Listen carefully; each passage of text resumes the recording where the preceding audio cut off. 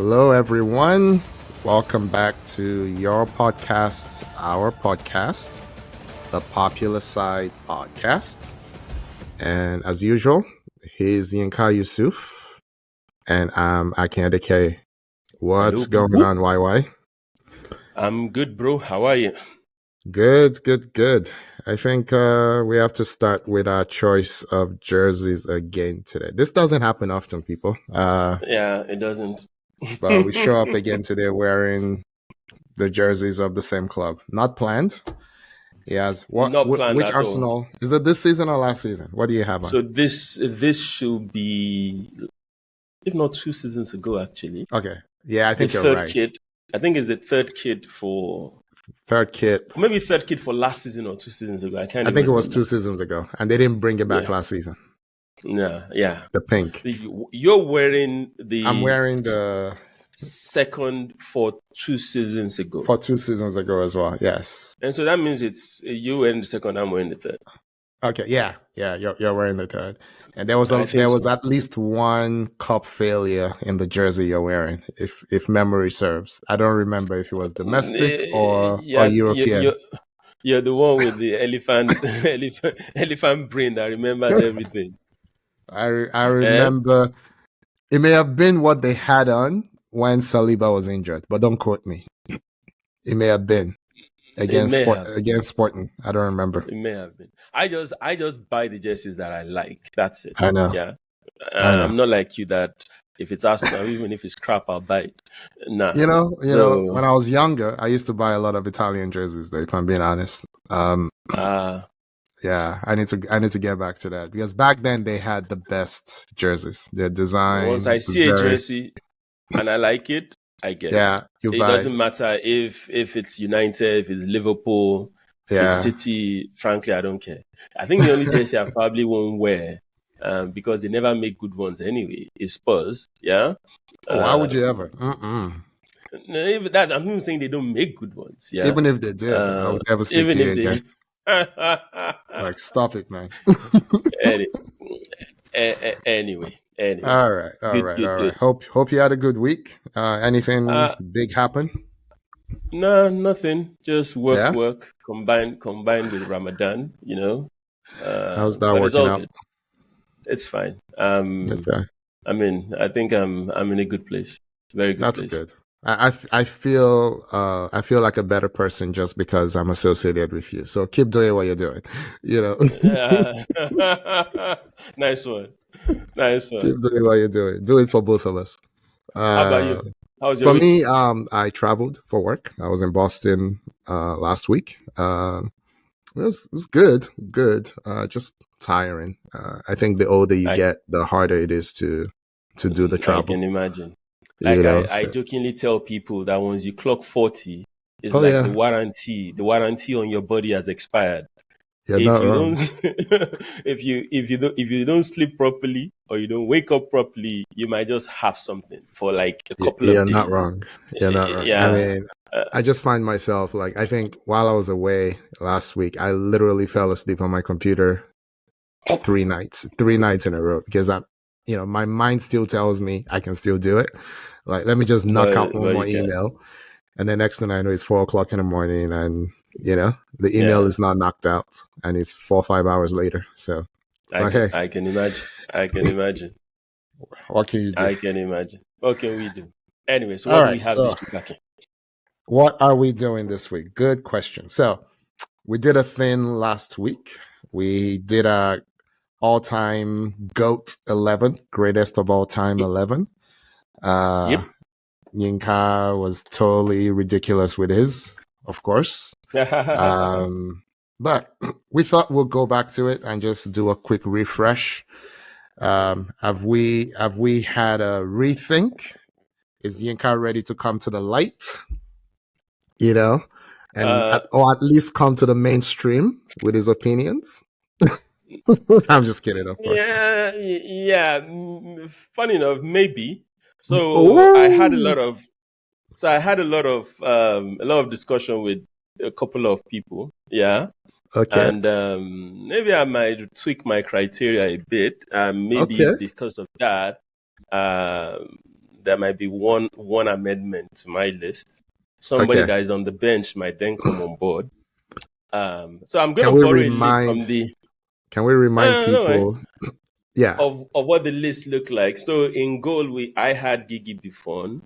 Right back was Cafu. Centre backs were Ramos and Franz Beckenbauer. Then left back, I had Roberto Carlos. Then in midfield, I had Lothar Matthäus, Maradona, Zidane. Then up front, I had R9, Pelé, and Messi.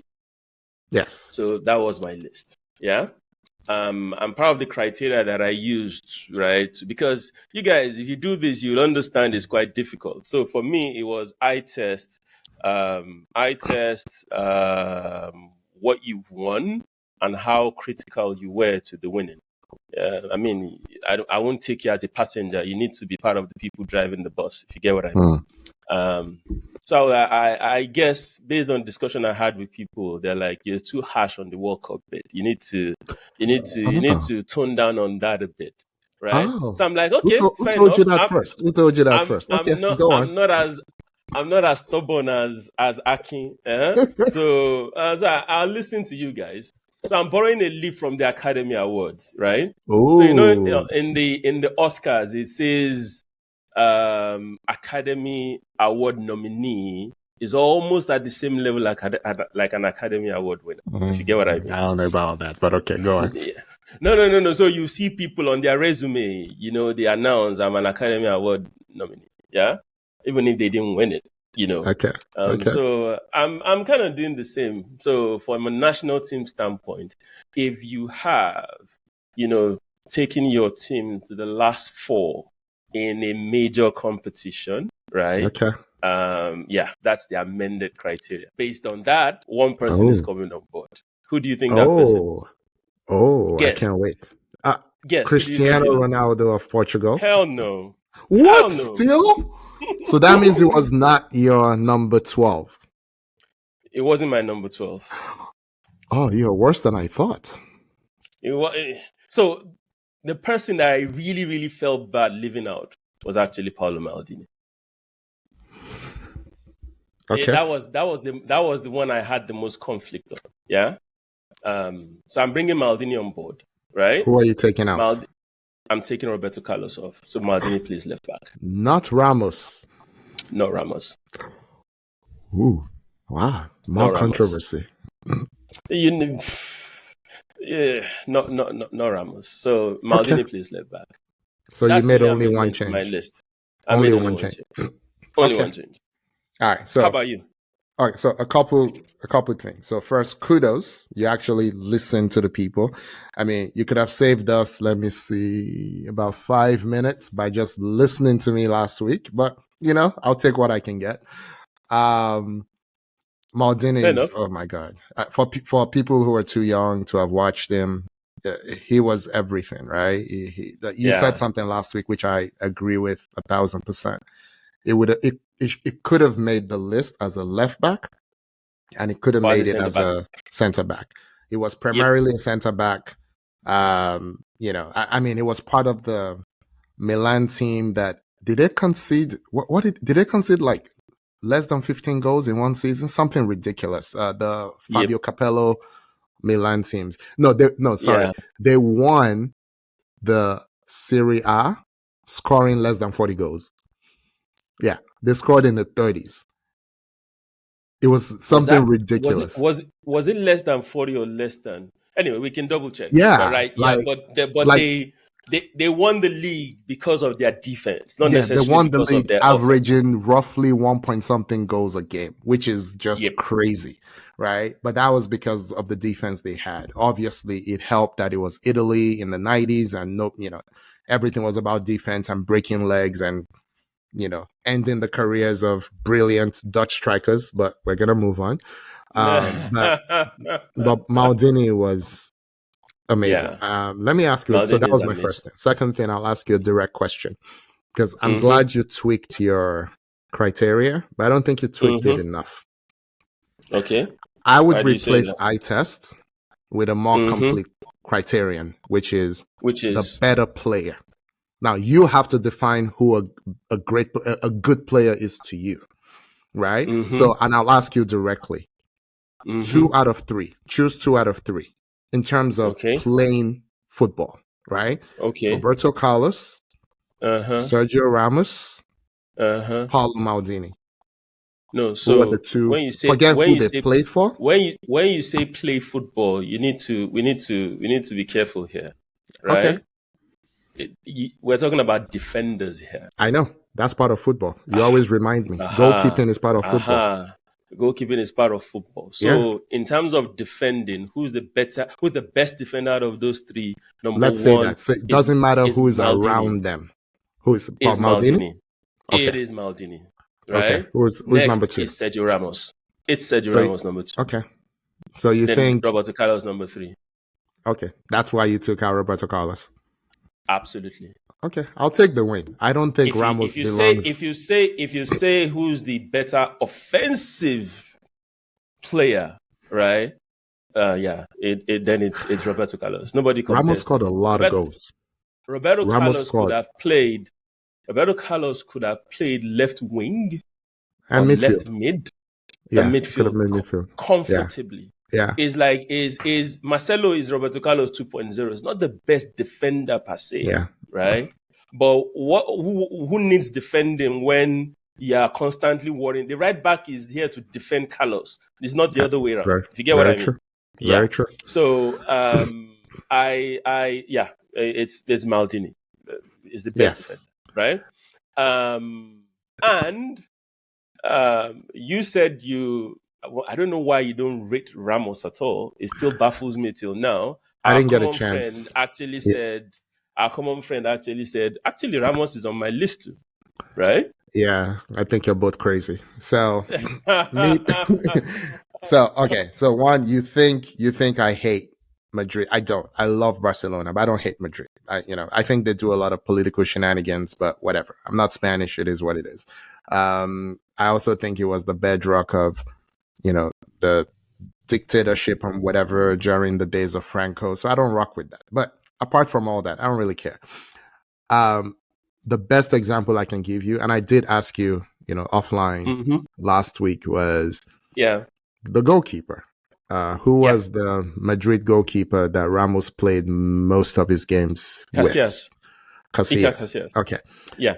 If you're comparing Casillas Mm-hmm.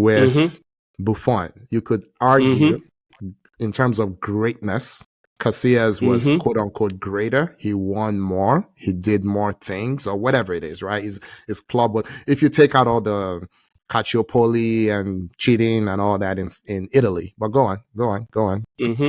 So Okay. now, I said something. It's not Mm-hmm. just you winning, it's how critical you are to Okay. that win, Okay. right? I don't think Casillas, in my opinion, was as critical to the wins in his era or during his Yeah. time, right? As enough for me to put him there, right? And there's Okay. also the eye test bit. Casillas, right? He did a lot of. Casillas had an error in him. Yes. No, not even one, multiple times. So yeah, I can't. Casillas is part of that next gen of goalkeepers that you can bunch all of them together and you can't separate them. Yeah. He doesn't stand out, right? But Gigi Buffon, he had it all. He was tall, he was calm, he was composed, right? It wasn't the most acrobatic, but he will still save balls. The His only positioning was keeper, the best. Yeah. absolutely, the only keeper that has, and let's see how his career ends, that can get to the Gigi Buffon level is that German tall guy what's his name? Neuer? Neuer. Yeah. Neuer is the only guy. Let's see how his career ends. Yeah. Yeah. Neuer might be a notch ahead of the bunch of all of them that you have, right? So yeah, Casillas is good, but not Gigi Buffon. You know who Casillas reminds me of? Who? Hugo Lloris. And the funny thing about Lloris, so I don't like Spurs at all. Yeah. Lloris is actually my favorite goalkeeper of the era. And the reason is Lloris, I don't know if he started it, but he was the prototype of the now modern play out of the back don't have to be 6'5" to 6'7", don't have to be imposing. You can be a ball player. You can be a sweeper. You can be you can play way deep and all that. Yeah. I wish he did it on a better club for his own sake. But you're right. Like Casillas, Lloris also had the odd Yeah, the error odd. in him, but Yep. the shot stopping was exquisite. He was I crazy agree. athletic. He was I my agree. favorite goalkeeper of that era. I feel like everyone is going crazy on Alisson and Ederson, but he came before them. He did all that stuff before them. He just didn't, Yeah. he wasn't fortunate enough to do it at with a club winning stuff, right? So I hear what you're saying, right? But let me ask my other question, Which is? so for me, when you line up Buffon and Casillas and you don't know what's going to be in front of them, you can only choose one. I think both of us would choose Buffon, right? Yes, Not definitely. just for his accomplishment. Okay, so that's where Ramos fails for me, right? Because if I don't know what's going to be in front of him, I'm not choosing him necessarily for his defending. I think that's what I'm missing. I like his leadership.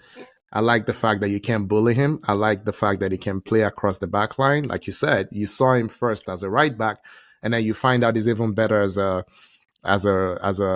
center back, which is crazy, right? It's crazy athletic, it's durable, it's still playing till today, which is crazy. But the red cards are crazy for me. I don't know if And the I think that's goals. what hurts him. Yeah, I don't. I Maybe the think that's what goals hurts him. make up for the red cards, maybe because it's It's called a the lot of goals. it's the Yeah, longevity that yeah. is his problem.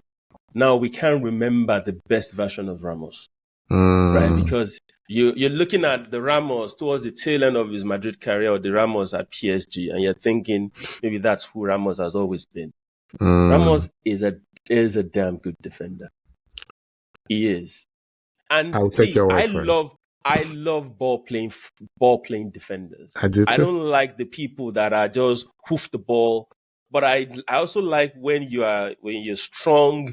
He has it all. Hmm. He's like if you mold in a Nemanja Vidic and a Rio Ferdinand, you merge them together into one player. That's who Ramos is. But I'm surprised you don't say it. I, And I I think it's I it's it's respect. it's the Madrid hate that is sipping So in let me put it this way. gradually. I think I know what may be the problem. I think the problem is he, especially for Spain, right? Mm. He just played on a team when they were in their heyday, right? They just played on a team that was just so full of everything, just revolved so much around Xavi that honestly, if you told me Casillas didn't play any games behind Xavi, I'd be like, okay, I can see it. I don't remember Casillas for Spain. And I know he was the one because I watched the games, but it was never about the goalkeeper. You know what I mean? Same thing. When you look at that back four for Spain, Mm-hmm. it was more about Mm-hmm. Alba than anything else. I think it's style of play, but they didn't do last ditch defending. You see what I mean? Like they just recycled But the he ball all the time. but but he did. Okay, He I'll take your did. word You for it. just can't remember. Maybe, He maybe did. it was a long time He ago, so did. maybe it's my memory. He did. So I think Ramos still has to make the list for me. It's Okay. you don't find defenders that are as complete as that often. Mm. Do you get what I mean? Yeah, I know. I get Right? it. I get it. He's a proper defender and he's a proper footballer. Okay. Yeah, you can't say that for most defenders. It is either you are a proper defender, right? And when it Yeah, comes to balling, you're you're not struggling. there. Yeah, you're struggling. But he's good, man. All right, so So I'll enough take of I'll my take the list. win. So your Okay, so list. let me just say, So Yinka, you're not changing your list in any form. You're still I haven't keeping said you're that. I keeping. haven't said that. We're still talking Okay, about you, sir. I'm gonna give you okay, props for coming to your senses. Um, and yes, I'm gonna give you props for that. And I'll say I'll take the win. You've convinced me on Ramos, so yay for both okay, of us. Yeah, no, not okay. not that is the best defender that ever lived, but that he was a great No, defender. no, no, no, no. So I get that. I get okay, that. I need you to get to your list and okay, let me let's know do it. whether Let's you do it. are amending any of the crimes that you committed on your list. Oh Right? my For God, let me. example, to start with, you decided to just put 3 center backs in there or 3 defenders in there because it was convenient for you. Imagine if that your team plays a proper football game. How would that be?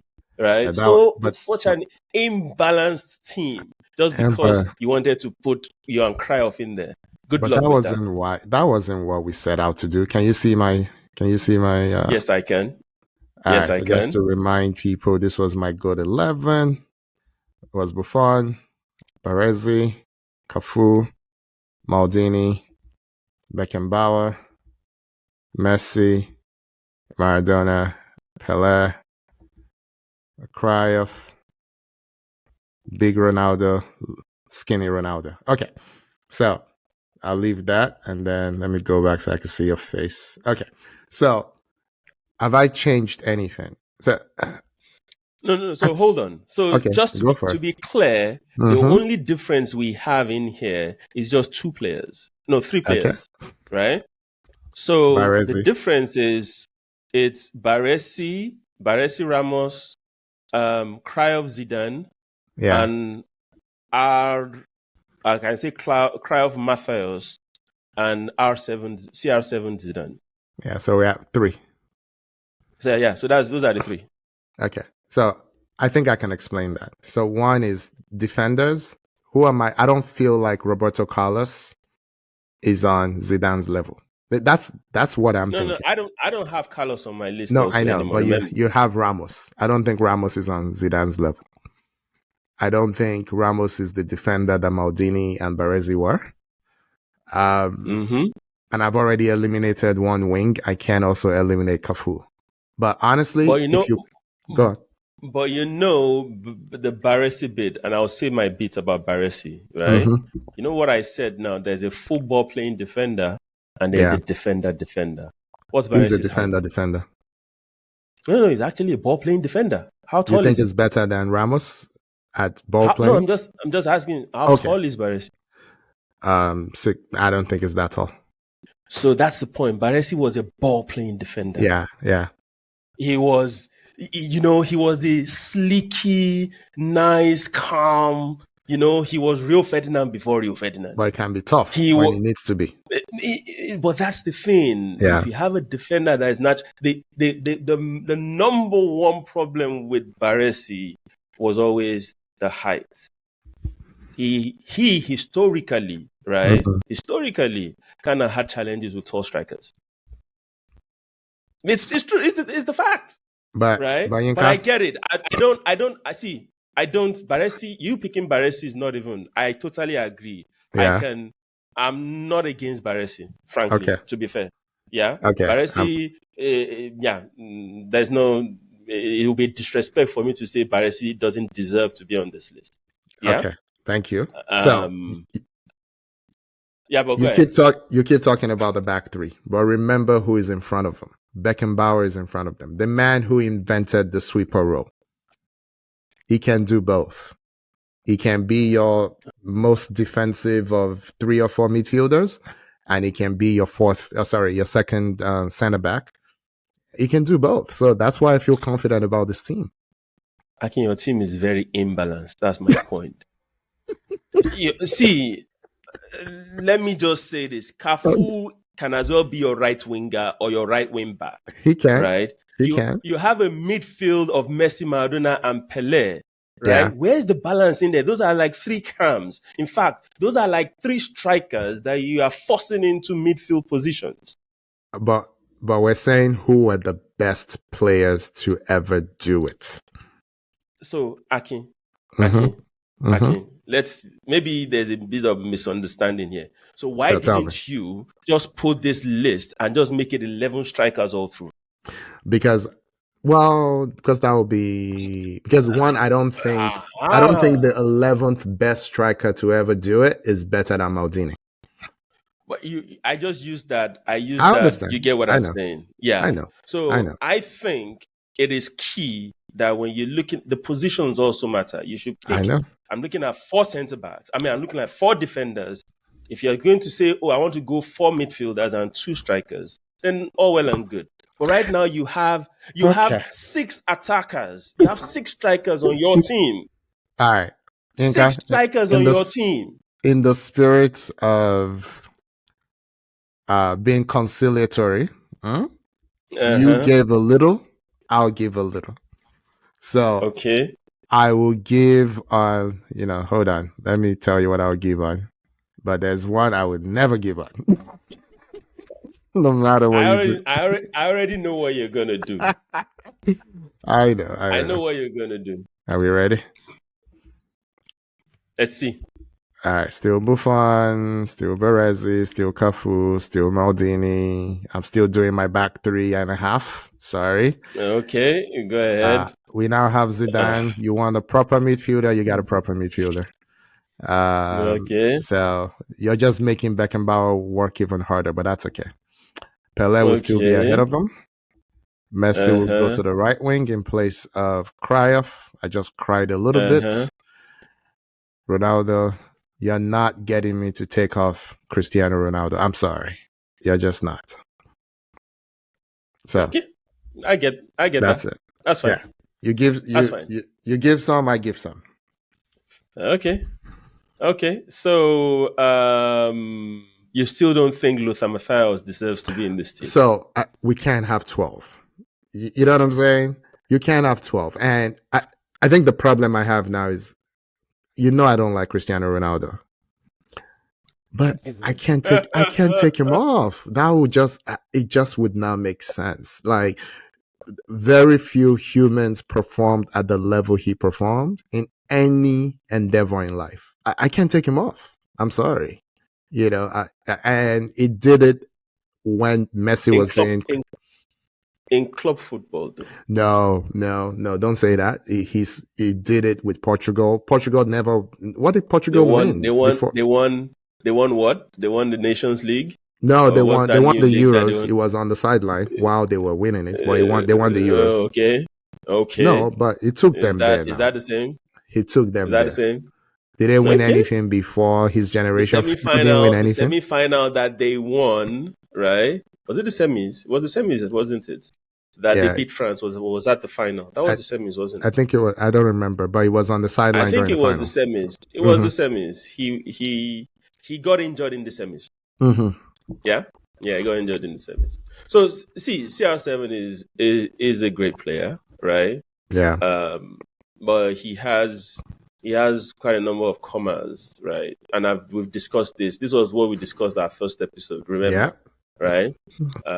So if you put him on there, it's not ludicrous, right? Yeah. Frankly, it's not.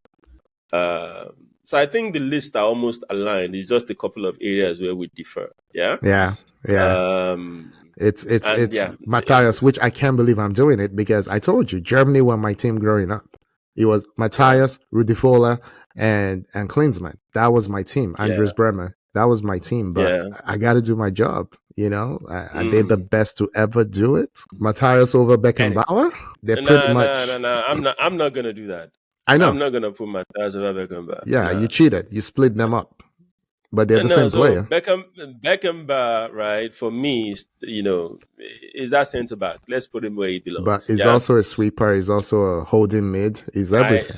and it's the same for Lothar Matthäus too. But yeah, I'll give Matthäus the nod in defensive midfield. Yeah, that's the difference. Because if they're Yeah, pretty much the same, I mean, you could make the same argument about Messi and Pele, Messi and Maradona. So that it's a fair point. yeah, yeah. And someone But could make an your team argument is a for bit another striker instead of your team is a Ronaldo. bit balanced instead of with Ronaldo. Big Ronaldo. Someone I said someone could because of all the injuries. That's what I'm Okay, saying. I wouldn't make it. I've yeah. never seen Like a I player said, like him. it, Who knows? it Maybe was different gravy, man.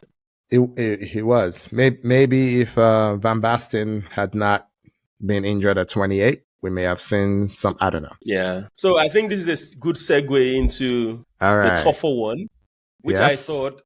I thought when we discussed this or when we muted this last week, I thought it was going to be an easy one until you start putting together the list and you realize, wow, this is not as easy as we thought. Yeah. It's really not.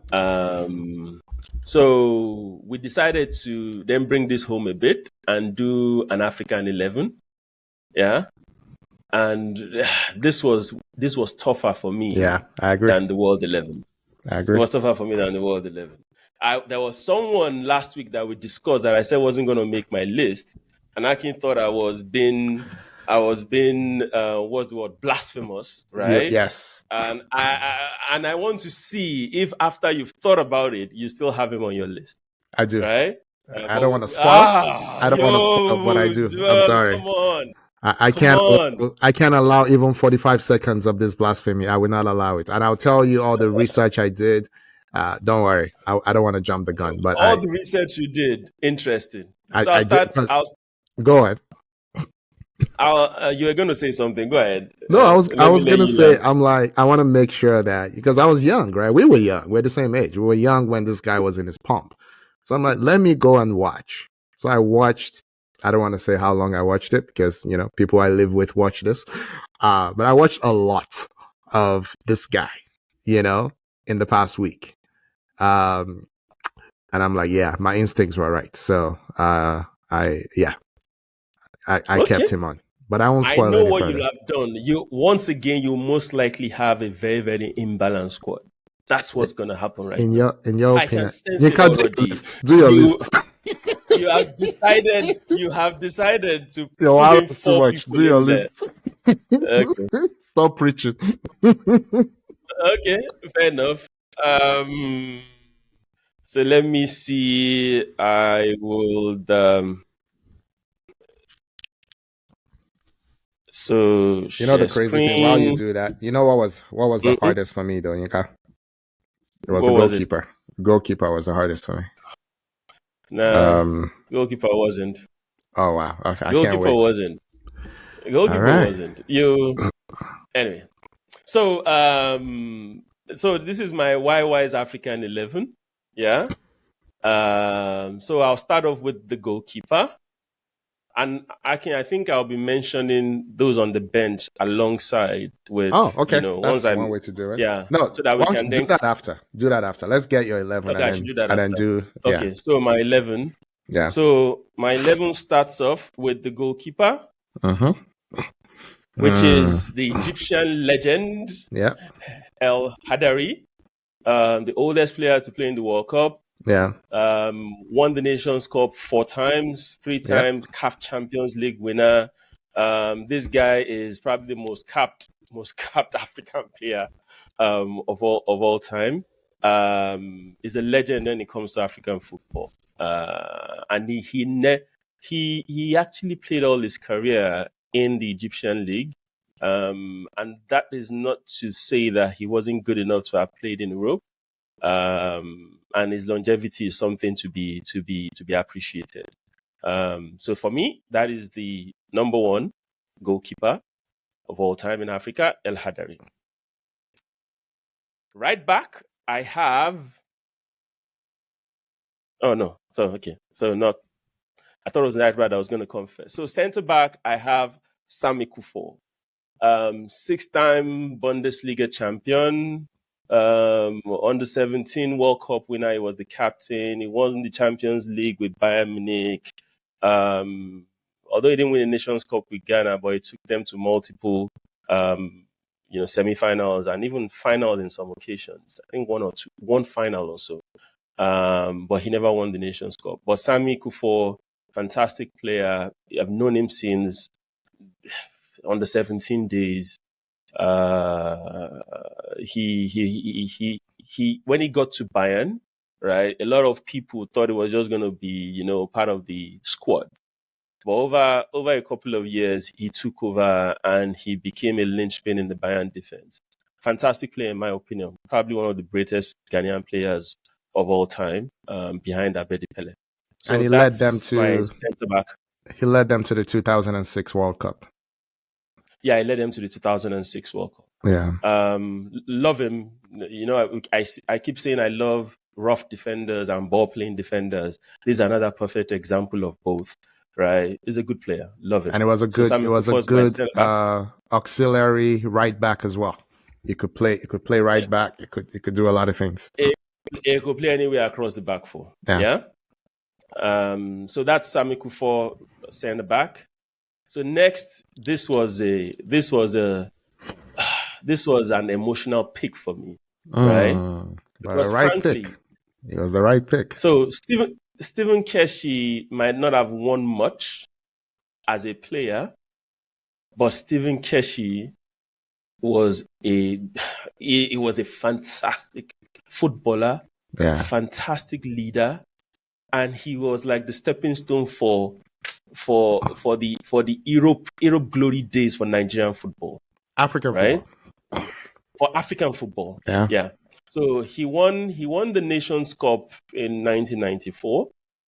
That was actually it was getting closer to the Yeah, it's twilight of his 32. career. It's But 32. Yeah. yeah, but he won. With Anderlecht in 1990, he was the runner-up for the UEFA Cup, and he won multiple Belgian Leagues and cups. I championships, think it won their two leagues, two leagues and leagues cups. and 4 cups or something like that. Yeah. Absolutely. I love him. He's no longer with us. God bless his soul. Mm. But he was a very good footballer. I call him the Baresi of Nigerian football. Stephen Keshi was calmness personified. On the pitch, you had Keshi at the back, you were comfortable. Yeah. Keshi will take the ball from the back and be knocking with midfielders. He scored quite a number of goals for Nigeria that way. Next thing is in the box. Yeah. And he could strike the ball with both legs accurately. Yeah. Accurately. So for me, the best centre back Nigeria ever had, Stephen Keshi is the second centre back on my African 11. I love it. Okay? Now this is where I start getting controversial. Can't help yourself, can you? Right back, that's I went not with controversial. Laurent. Not controversial. So Laurent, invincible. Do Yeah. I need to say more? No, you Yeah. don't. But he won the Premier League twice with Arsenal, won the Olympic gold medal with Cameroon, won the Nations Cup twice. He was actually the player of the tournament for the 2020 Nations Cup. Yeah. Fantastic player, right? He started off as a right winger, then became a right back. But he's dogged, he's skillful. He had it all. He's the African Cafu, if I can put it that way. Fantastic player. He's my right back. Now, for the left back, I sat down and I thought about which left back do we have in Africa that deserved to be on the list. Unfortunately, there was nobody. Asamoah, Celestin Babayaro. I thought of Ben Iroa. I'm like, these guys, they were just good for a couple of years, flash in the pan. Nah. So I said, which of the other centre backs that I had on my list, which of them could play left back? And this was a bit also emotional for me. So I put Kolo Touré in there. I don't hate it. So Kolo Touré is an invincible also. Yeah. He won the Nations Cup, won the Premier League a couple of times with Arsenal. He won the Nations Cup in 2015, was the Ivorian captain for the 2015 Nations Cup win. And obviously, he played in the UEFA Champions League final. It was the runner-up with Arsenal in 2006 or so? 2006, yeah. In Paris. Yeah. So I put Kolo in there. If there's somebody that hard work pushed him to a legendary level, it was Kolo. Kolo, naturally, you look at him, you'd be like, he's not really that skillful, but he was dogged. He was strong. He gave you 120% at every point in time. Yeah. So I had a long list of centre backs. Kolo was one of them. So I was going to sit on my bench initially, but I opted to put it on my left back. So Kolo Touré, left back. So I now move into midfield. Okay? So do I need to say more about just brother? Move on. Right? Just move on. He's just sublime. Yeah? One of the best midfielders that Africa will ever produce. Yeah. So all that the EPL has ever seen. One of the best. The EPL has ever seen. Yeah. So he's won the Champions League, won La Liga, won EPL. He's won the Nations Cup. He's been runner-up twice. Fantastic player. I love him. So Touré is my center defensive midfield. So next in line, I have Abedi Pelé. Now, Oh, thank so God. this When you is said I and wasn't sure if he was one of his sons. Oof. Thank God. Okay. nah. So this is the father, Mm. one of the greatest left foots in world football. Abedi won the Nations Cup in 1982. Ronaldo's up in 1992. I think this is part of the. He's one of the reasons why Nigerians hate Ghanaians. Let me just put it out there right now. This guy tormented Nigeria. Man, he won the Champions League with Marseille in 1993, and he was also runner up, I think, 2 years before, so with Marseille. Fantastic player. This guy, he I don't know. People should just get on YouTube and just Google Abedi Pele and just go Yeah. watch him. He's a fantastic footballer. So he makes my center midfield. Then All with right. him, now this is where it gets juicy. Robert Maja. Yes. Robert Maja, Not controversial. not controversial. Robert Maja should have been the first African to win the World Footballer of the Year. Yeah. 1987. You should have won. 1987. He won the African Footballer of the Year. He was the best player. He was the highest goal scorer in the Champions League in 1987. Mm-hmm. The And European Cup, they called it back then, but yeah, the Champions yeah, League. they called it European Cup, but it was Champions League, yeah. Mm-hmm. He scored and assisted in the final against Bayern. Mm-hmm. They beat Bayern 2 on Porto. He backhilled his first goal. Till today, you still, you see the clips of his goal, that backhilled goal against Bayern Munich. He was the highest goal scorer of the Champions League. He should have won European Footballer of the Year, but at then, if you're not European, you wouldn't be considered. So he Yeah. wasn't considered at all, or else he was bang on favorites to win. And if he had won it, he would have been the first African to be World Footballer of the Year in 1987. He won the Nations Cup in August 91. I think he actually won 90. it. Was it Yeah, August 90. 90? Sorry, August 90. He captained and he was the best player. They beat Nigeria 5-1 in the first leg. That was first Westerho's first rodeo. Yeah. And Nigeria, we ended up meeting them again in the final and they beat us 1-0. Yeah. He took Algeria to the World Cup in 1982. And people might not know this. Robert Maja and the Algerian team is the reason why the last game of the round of the group games are now played at the same time. Yeah. He is the reason why. Because in 1982 World Cup, they beat Germany 2-1. They lost to Poland. Was it? They lost to Poland. No, they beat Germany 2-1. They lost to Austria. West and Germany. They beat West Poland. Germany. West Germany. Yeah. West Germany. So Algeria had beat Poland, and they were waiting for the final game in the group, which was between Germany and Austria. And Germany and Austria decided to just do what? They didn't play. The game ended up 0-0. Play for a draw. Yeah. They played for a draw, and Algeria was knocked out of the tournament. And immediately after that, the ruling came that, oh, no, last games of the group rounds will be played at the same time so that teams will not be able to do that, right? He for me, is the greatest Algerian player of all time. Fantastic footballer. If you want to see, if you Google Robert Maja on YouTube, you'll see him there, right? So that's my midfield three. It's Toure, it's Abedi, it's Robert Maja. Okay? I really love it. And then up front, I have Aderogba. See, guys, I don't like this guy. Well, no. Wow. No, I don't. I like him, right? But I hated what he did to Arsenal. Yeah, but I mean, Didier Drogba was just a bully. I'm sure till now, Senderos, that Arsenal defender, I'm sure we'll still be having nightmares with Didier Drogba in it. Yeah, Drogba won the EPL 4 times, won the Champions League in 2011. Runners-up in the African Cup of Nations in 2006. He's Ivoria, Cote d'Ivoire's all-time top goal scorer. He has the second most goals scored by an African in European club competitions. Salah is number 1, but he's number 2.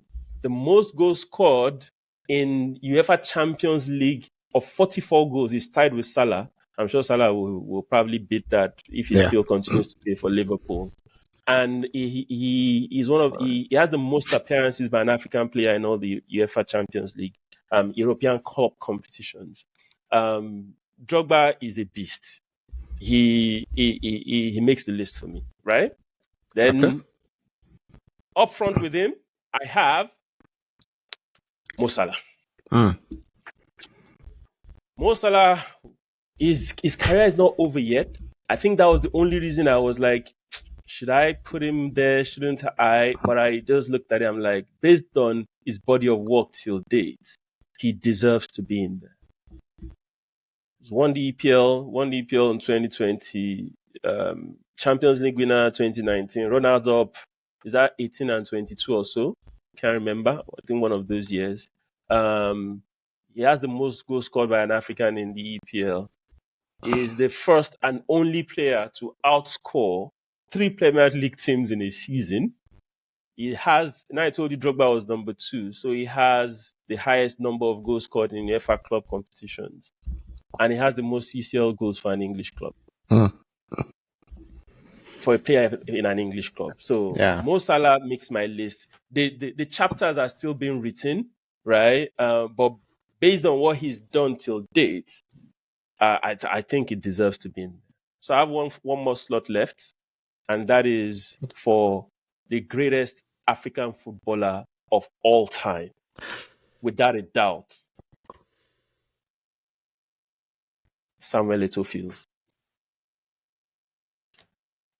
This guy, based on eyes tests, based on records, based on wins, based on whatever you want to call it, Samuel Eto'o Fields, for me, is the greatest African footballer of all time.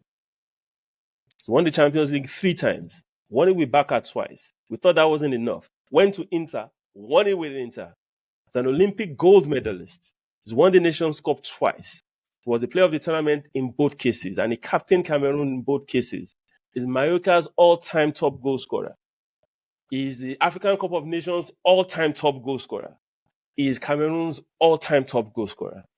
Samuel Eto'o Fields was on the pitch with greats like Ronaldinho and Messi, and he stood his ground. He wasn't, he's a second feeder. No, he was part of them. At a point, he saved it actually, because the Arsenal game, Champions League game, Arsenal-Barcelona, he equalized against Arsenal, remember.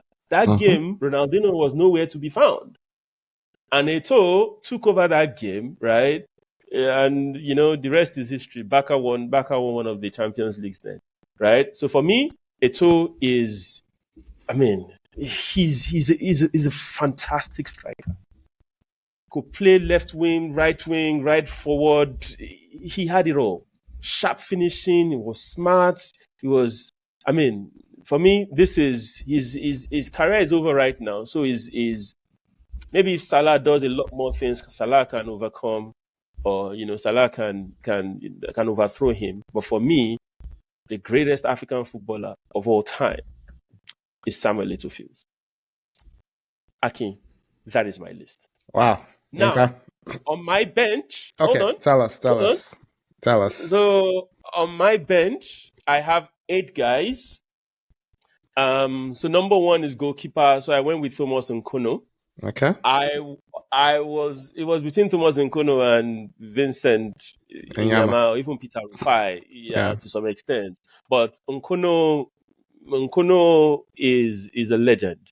Nkono played in Italy, and a lot of your modern day goalkeepers, Gigi Buffon, that we say is the greatest goalkeeper today, says his hero or his role model is Thomas Nkono. Is at that level. He went to Cameroon was it 1986 World Cup and 90 World Cup, I think. I actually wrote that down. I think it was 82 and 90. 82 and 90. 82 and 90. Yeah. He's tall, he's graceful, he's calm, he's a cat, fantastic goalkeeper. Love him. Next, I have Lucas Radebe of South Africa. Okay. I like on my bench. All Lucas Radebe won the Nations Cup. He was one of the few African captains in the days when it was odd for you to have an African captain in an European team. Yeah, he captained Leeds for a long time. He didn't win that much on club level, but we watch him play. He's the Keshi of South Africa, Yeah, right? absolutely. Is the style of play is similar. You Slightly could you close taller, your eyes but yeah. on a slight exactly, yeah, Mm. but he's a fantastic player. I love him. So Okay. Radebe makes my list on the bench. Morocco's Noureddin Nebet is the other defender. He won the La Liga with the Deportivo La Coruna. Morocco, he's always been in the Moroccan teams that was tormenting everybody in Nations Cup, although he never won one. But yeah, he's also a very, very good footballer. I love him. Nebet makes the list. And I move into the midfield where I have 3 people. Okay. Well, let me say 2 people. So JJ Okocha Okay. is on the bench. I don't need to say much about JJ. We No, all know JJ. Yeah. I'll say more about JJ. him, but go on. Yeah. Then I have this is the person that I probably struggled not to put on the list. I was this close to making him the left back, although he's a midfielder. And that is Mali's Seydou Keita. Oof. Yeah. That is Mali's Educator. In fact, it was just this morning that I decided between him and Kolo-Toure. Frankly, yeah. Yeah. I would have put him as the left back. Underrated. He the most underrated guy, and he played for Mali on the 17, on the 20. He was the best player in the under 20 World Cup. And when he graduated into the biggest stage, the main stage, he held his own. He was in the Barca team that won 3 La Liga titles, won 2 Champions League. He made the Cup of Nations semi-final twice. And in all the Nations Cup that he attended, he was on the team of the tournament for every single one. May I? Ignore all that I said. Yeah, go ahead. The only thing I would say, I've tried not to jump in while you're doing your thing. I would just mention it's not the best Keita from Mali. It's not the best Keita in his own family. His uncle, Salif Keita, is an all-time African great. But you can go ahead. I'm really enjoying this. This is really good stuff. Go on.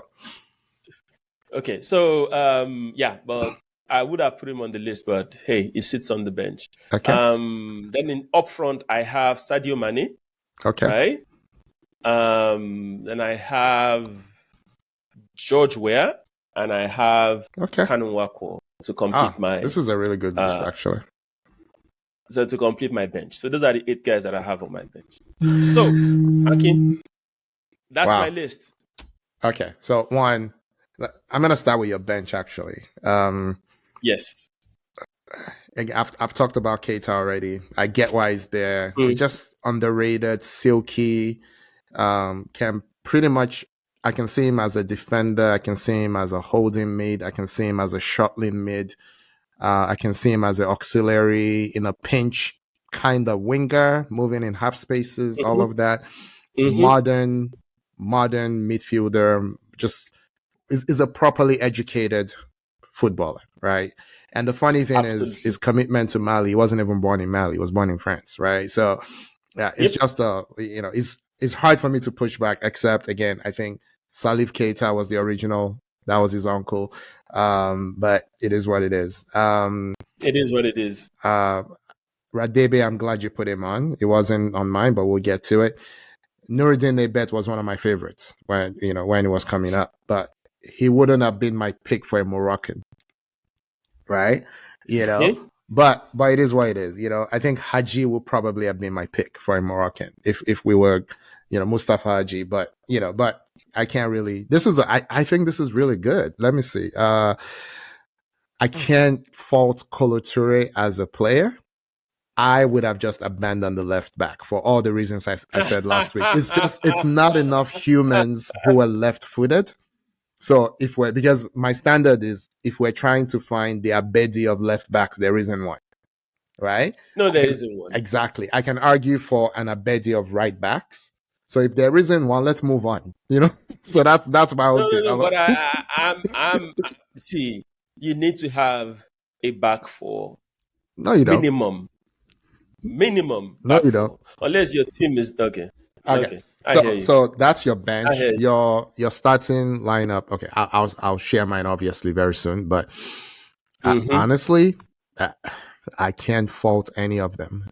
Again, I can fault the left back, but I can't fault Kolo because Kolo was under serious consideration for centre back for me. You know, Yeah.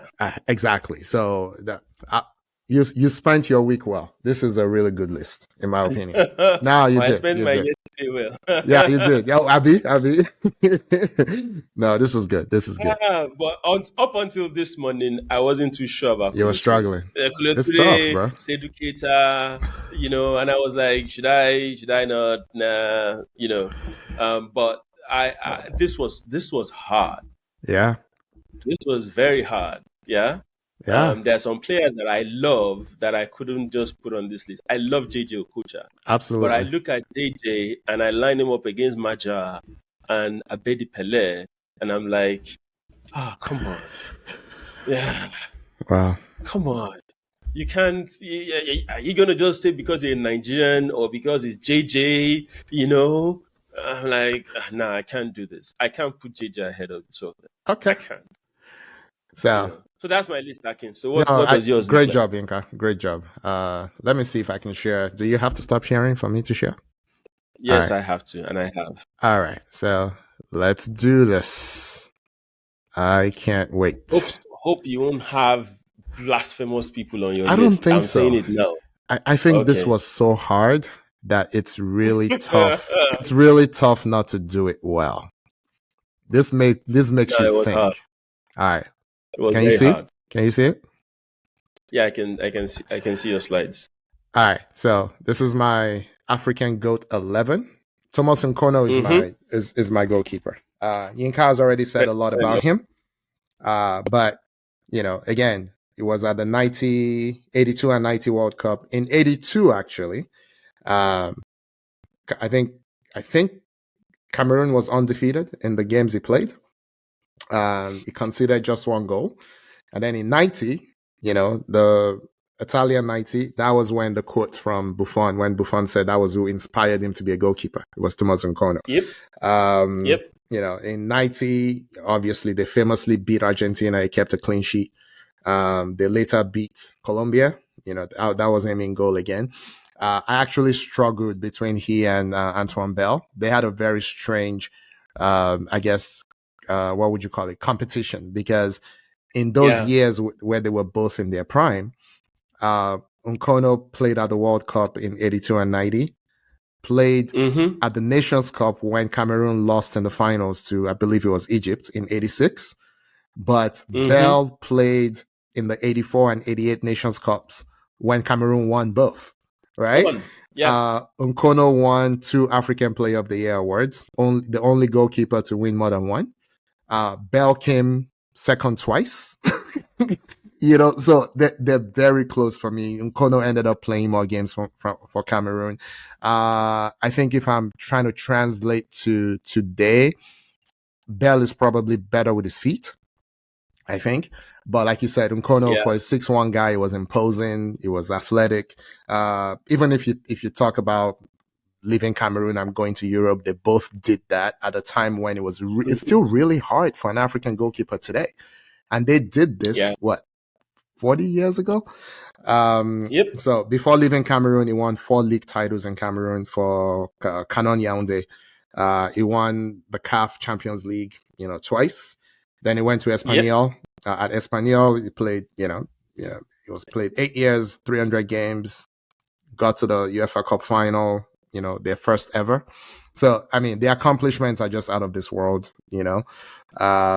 But so for me, that's why he's my goalkeeper. This was a tough one. I told you the goalkeeper was the toughest for me, but all right, so let's go. Yinka, you're I absolutely can right. I can see I can see Nkono, right? Yeah, He's on my bench. yeah, I know. Is Yeah. He's a very good goalkeeper. Mm. Because I watched 19. I mean the World Cup, the game against Argentina. Oh yeah. Oh my god.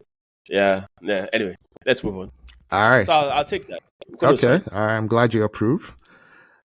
All right. So, as you predicted, I'm gonna cheat a little bit. I'm only putting 3 specialist defenders on my team, right? So Fair because I'm enough. only putting 3 specialist defenders, they have to be not just great, not just good, not just real defenders, but they have to be Mm-hmm. versatile. Sami Okay. Kufor, I'm not going to repeat everything you said, but he can play a mean right back as well.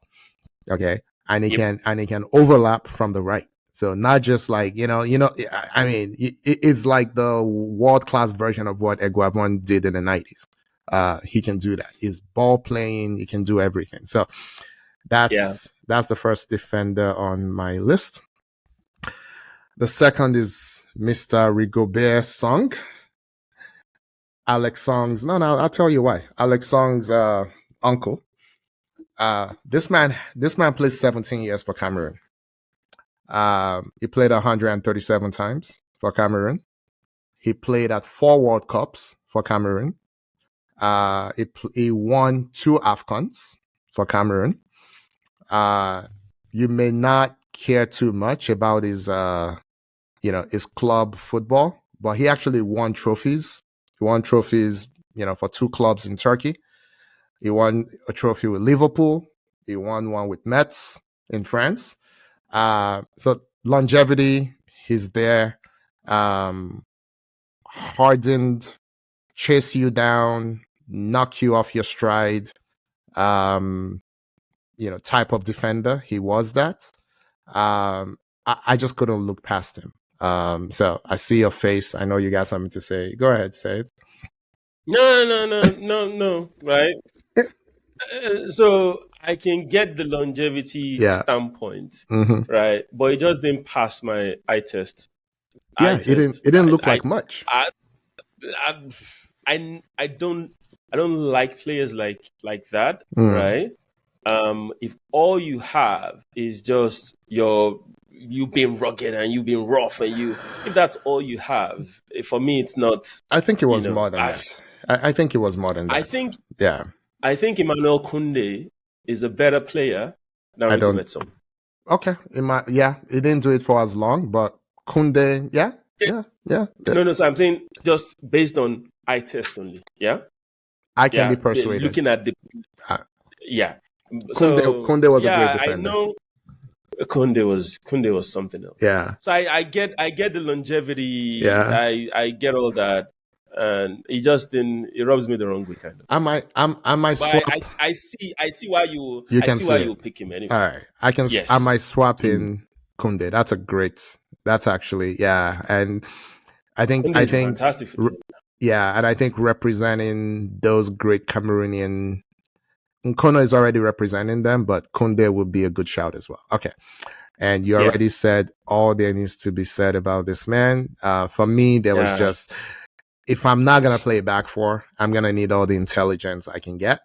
And so for me personally, Keshi is the best defender that I ever saw come out of Africa. That's just me personally. I agree with. I will want to agree with that. It's everything you said. Let me point out one thing. You said a lot of things about Keshi, but there was one game that encapsulates all that for me. Senegal 92 against Senegal. Nigeria against Senegal. Keshi had a howler. He made 2 bad mistakes in succession, right? He went for a ball. It was against Jules Bokande, Senegal's best attacking player in that tournament. And Senegal was hosting, right? They were the host of the tournament. So Keshi went for a ball and didn't get it, right? And then the ball ricocheted and came back to Keshi and he missed it again. And Jules Bokande scored. Aloy Agu should have saved it, but of course it's Aloy Agu, terrible goalkeeper. It's Aloy Agu. That's someone that would never make our list. Ever. So the game is 1-1. What does Keshi do? Keshi hits a screamer with his left foot to win the game 2-1. This man is a defender at this point. He's 30 years old at this point. It just encapsulates. Another one was the day Sam Okwaraji died. Yeah. This guy was an animal that I remember exactly where I was that day in my living room watching with my brother. He did everything. Including taking throw-ins, You know what I mean? Like Keshi played the game like a coach. I always knew it was going to be a coach. It was strategic. Yeah. For me, it was just the most intelligent. Like, it was just amazing. Everything you've said, I don't want to repeat everything, but those two games just really stood out for me. All right, Yeah. let's keep going. And then I'm gonna again what I did for the world with Beckenbauer. I'm gonna do the same with Yaya Toure. Man, Yaya going forward as good as they get, but he actually played a lot in defense for Barcelona. He didn't complain. He had the intelligence to do it. He has the stature to do it. For me, he had one of the best seasons ever for a midfielder in the Premier League era. I In the put him Premier up League. there with Yeah. Vieira, with Roy Keane, with the present day, what's the name of the guy at City now, Yinka? Help me. Rodri. No. The other guy at City, the Belgian. De Bruyne. Yeah, De Bruyne. Kevin De Bruyne. I put him, who can do just whatever the hell they want with the ball at any time. So for me, one of the legends of the modern EPL era, coming out of Barcelona, he didn't look like much, but he just absolutely blossomed when he got to England. When he got to City. Yeah. Yeah, absolutely. Does this surprise you? Okay, continue. Does it surprise you? So no, let me see your full list first I before know. I know what my surprise is. So I'm like, there is no way this guy doesn't make it for all the reasons you said. Yep. It's so far I was 7 when they won the Champions League. His name, I've just always known his name. It feels like, right? And then when I got a little older and I started watching him play, I'm like, by 90 he was a little older. I think I don't remember how old he was, but he was still. I mean, Nigeria couldn't handle him in 90. It wasn't the fittest by 90, but we just couldn't handle him. He had too much for us. So for me, is a Abedi level for me, I believe. And we both feel the same way about Abedi.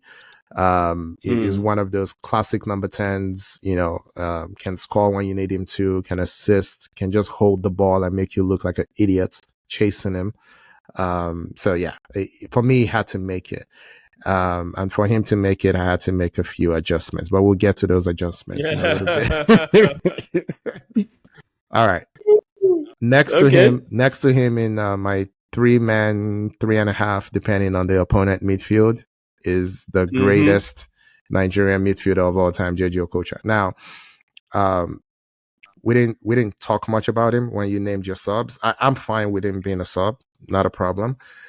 But for me, there was one thing. Again, I went back and watched a few 94 games, and I think because he dribbled a lot, because he just had that natural talent, people thought it was Ronaldinho. He's not.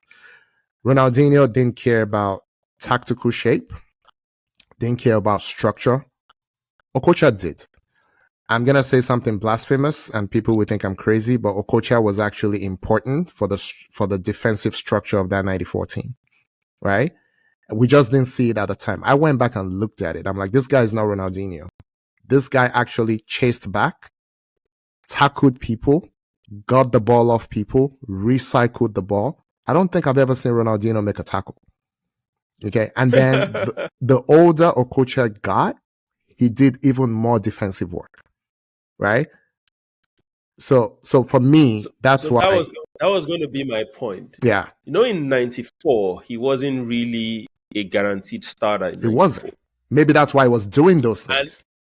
Exactly. Yeah. So I thought the better version of Okocha was the 2000-2002. Absolutely. The one that was dragging the whole of Nigeria by their collars and saying, guys, we need to play. In fact, in those tournaments, it was like he was the only one there.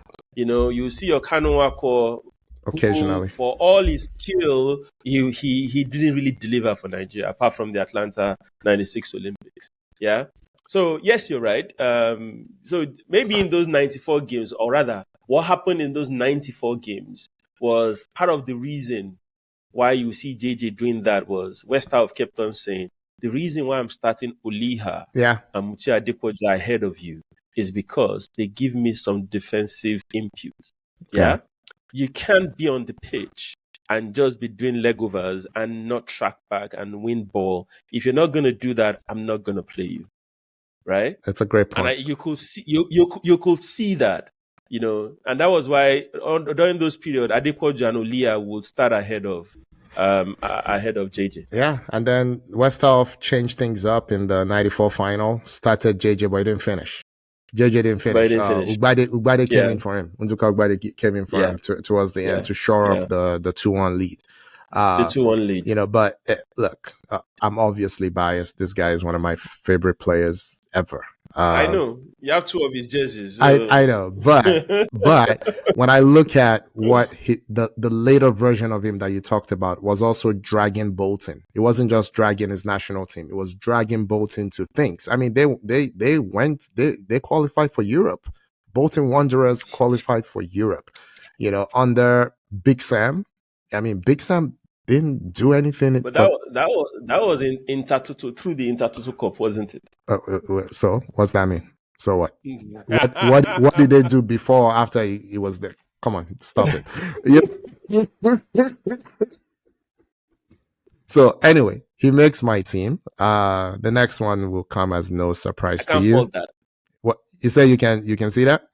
I can't fault. Okay, I appreciate that. Yeah, it's fair enough. Yeah, this man, I think we've said a lot about him already. I bet Pele are you. Just I don't know. As nicknames go, it was the perfect nickname. Because I'm not saying it was as good as the original Pele, but he did Pele things at least on the African and Marseille level. I wish Champions League level. On what level? Champions League level. Champions League, yeah, for Marseille, yeah. My only regret is I wish he had the current medical, technology that we have now. All those niggles, all those knee injuries, recovery, all of that stuff. I wish we saw him, with the technology of today. This goes for all the skillful old generation players, right? Not just him, because back then defenders could kick you, and I mean proper kicking, and it won't even be a foul. Unlike what we see these days, that a touch is a yellow card. Defenders will kick the. So he had it, and you see, this is a small black guy running rings around white boys. They kick. Oh yeah, you know what's funny? God. So I told you I rewatched the '94 Nations Cup finals, and before Nigeria scored against Zambia, the ref was right there in the box. Right, Amunike made one of his runs from the left, and the Zambian player pulled him down, held him, and brought him down. And the ref, it was right in front of the ref in the box. It was like nothing to see here. Nothing to see here. Absolutely. Play on. Sliding tackle then, in those days, remember Nigerian football. Oh, yeah. Sliding tackle was, well done. Now, try that rubbish in the EPL. Oh, yeah. Red carded. You could get killed on every tackle back in the day. But anyway. So, Yinka had his front three all set. I thought I did as well, but let's just keep going. Okay. I'm not gonna speak anymore about Salah again. He hasn't had the success with Egypt that he probably should have had. But everything is done. Again, it's not quite at the Kolo Toure level of coming from nothing, but coming from where he's coming from and then elevating himself to where he is now, world class, all of that stuff. So all right. I don't know if Eto'o is the greatest African player, but that's your opinion. I said to me. To you, I know. But I have a few things to support that position. He's won the most African Player of the Year awards. And that's counting, regardless of who is running the show, CAF or France football. Anybody. He has 4. and he was runner up twice. He was third place twice. To be fair, Drogba has probably been on the podium more than anyone, I think. He's won twice, runner up 4 times, third place 3 times. But Eto'o has won 4 times. Only Yaya Toure also has 4 times. And then George Weah and Abedi have 3 each. But anyway, and my number 9 is George Weah.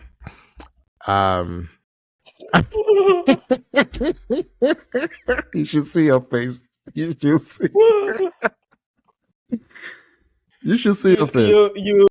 You caught yourself in a pickle last week, and you're doubling down. You can still change this. No, you convinced me. You're going to tell me that Drogba is not on your 11?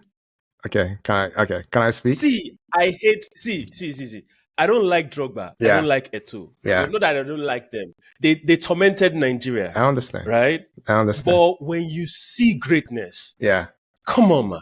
Okay, I can explain. Will you let me? Will you let me? Okay. So after the last episode, obviously, we usually talk for 3 to 5 minutes after we stop recording, and then you pretty much convinced me that George Weah was not in that front 3, because you're like, who are you gonna take out? Is it Drogba? I'm like, ooh, can't do that. Is it Eto'o? I'm like, ooh. I wasn't even thinking Salah, right, at the time, right? And I tried. I really, really, really tried. So I'm like, I watched 10 times as many Drogba as I watched George Weah, obviously, right? How many? I don't know. So, I think Weah is 57 now or something. So it's probably, 15 years older than Drogba?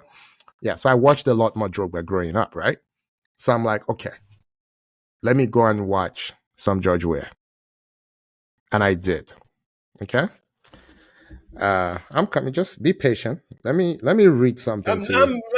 I'm there. I'm listening. Let me read something to you that one of probably your best player ever, Thierry Henry, said. He said, among the next generation of strikers who were inspired, Henry states, this is Henry, George Weah, Romario, and Ronaldo, that's Brazilian Ronaldo, changed the game for me. It was the first time as a striker I saw players that could score on their own, pick the ball up anywhere and score. Before, as a number 9, people would say, quote unquote, stay within the line of the box, don't move too much, don't go on the wings, don't drop, stay. Then I saw George Weah, and then I saw Ronaldo, and I saw Romario in a different way before those two. And it was like, hang on a minute, someone has lied to me, right? This is Thierry Henry, right? So I looked at it. You already, I'm sure you remember was it Palermo, the goal, the George Weah goal, from his defense all the way. I'm sure you saw that. So that's not even the best George Weah goal. I know. It's just the goal that everybody sees because he was at Milan. I know. To go to Monaco, George Weah scored better goals at Monaco. The best version of George Weah was the Monaco version, okay, not the AC Milan version. Okay, so ultimately the test that did it for me, and I'm not saying this is easy, right? The test that did it for me was the test I asked you to apply for Maldini, Carlos, and Ramos. Forget who is around them. Forget who they're playing for. Who is the better player? Who are you putting on? Right? I think technically. Who am I putting on? Yeah, who are you putting in your team? That's me. I'm not asking you. I'm asking myself. Right? Oh, okay. I think there are things that I always thought there were things that Drogba could clean up in his game. That's just, I'm being, again, at this level, we're being very, very nitpicky. I thought there was a lot of things. Drogba was a little rough around the edges for that level. To me, it's always been like that to me. Eto'o, never. Eto'o was, in terms of execution and technical ability, Eto'o was Henry level for me, right? I never thought Drogba was. Okay? I never thought it was. Now, you mentioned Senderos, and something hit me in the head. I'm like, that was the problem with Arsenal. right? So Drogba always did well at Arsenal because we had an idiot that didn't care about defense as coach. I'm like, it was more Arsenal being bad than Drogba being great, right? But Drogba did this to almost every I understand. backline And then in the finally, Champions I think League, about in leadership. the league. I think about when he leadership. was at Marseille. Okay. Did he win anything at Marseille? Did Drogba win anything at I don't Marseille? remember. Did they? I don't think they did. But I think he was the highest goal scorer in that season for Marseille. It was where what's his name? Mourinho got him and said, I know. This guy has to come to the EPL. I understand. And you remember what Abramovich said when Mourinho said he wanted to buy Drogba? It was like, why would I get? Said, guy, I'm the coach. You want to win the league? Get me that guy. Okay. Get me that guy. But go ahead. Okay. And then when I think about the golden generation with Ivory Coast not winning the Nations Cup. Again, I don't want to rewrite the argument I made against your World Cup obsession last week. It's a fair argument, yeah. Right? Don't get me wrong. It is a fair argument, right? But if you ask me, those tournaments, right? He actually did his. He got knocked out in the stages that you would say, okay, he was almost there. Yeah. He was runner up, I think how many times? I think twice. It's not twice. I think he was not runner up right? twice. Yeah. And he made team of the tournament in every single appearance that he was. Of course he's amazing. Of course he's so for me. And he probably, I think he retired too early. Right? Because the next tournament they had, 15. that he probably could have played in, that was the one they won. Yeah, but it wasn't. By 13, it wasn't. He knew his star was fading. So this was hard for me, right? Because I thought, like you, I thought it was Eto'o, Weah, Drogba, and let me tell you what I was gonna do. Let me tell you what I did until last night. It was Salah in place of Okocha, and Drogba in place of Salah. So Salah was in as a midfielder, which I'm sure you will still have complained about, but no, that's also fine. Yeah, you put huge doubt in my mind about Weah, and then I spent a week looking at it, and I was convinced. No, I was convinced because I'm like, technically, this man was better. Like as a just 1-for-1, not caring who they were or where they came from, he was a better striker. Go on. Okay, so let me say this, right? When you're talking about greatness, it is not just talent or how good you were. It is what were you able to do, right? Given the circumstances. Yeah. So I'm not even knocking down George Weah for Liberia. Yeah, I will never do that. Okay. Right? But for PSG, for Monaco, right? George Weah did not win any league for Monaco or PSG. Wait. What did they win? The only league George Weah won, the only league he won was when he got to Milan. Right? Okay. He won the league in Milan twice. Yeah? In Monaco and PSG, he was in the prime of his. For me, the AC Milan George Weah is. You guys didn't know.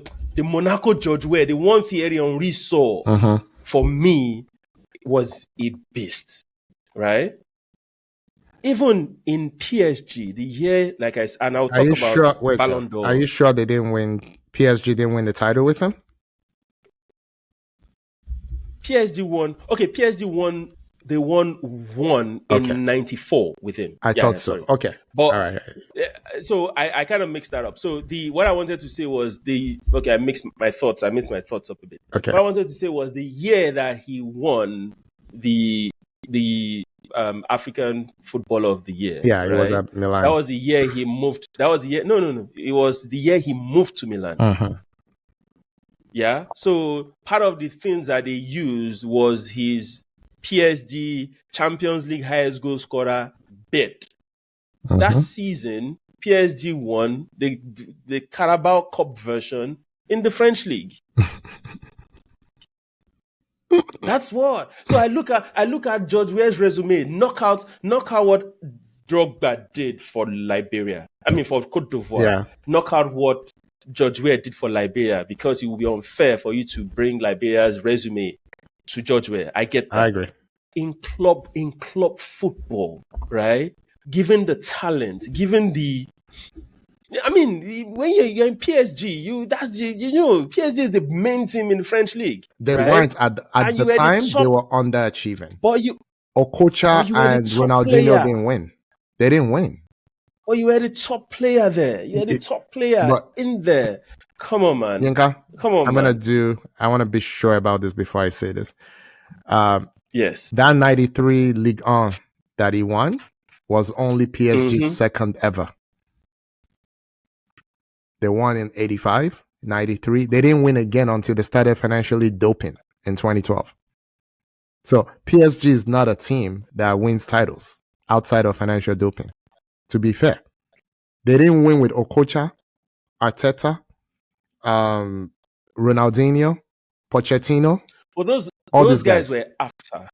Those guys were after. Yeah, but I'm saying, and I get that Marseille dominated French football a lot along during those periods, right? But dude was at Monaco.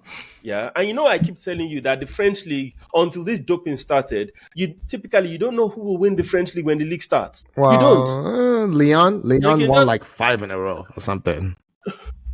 No, but what I'm saying is Lyon didn't win by doping financially. Lyon won because they had a very good team.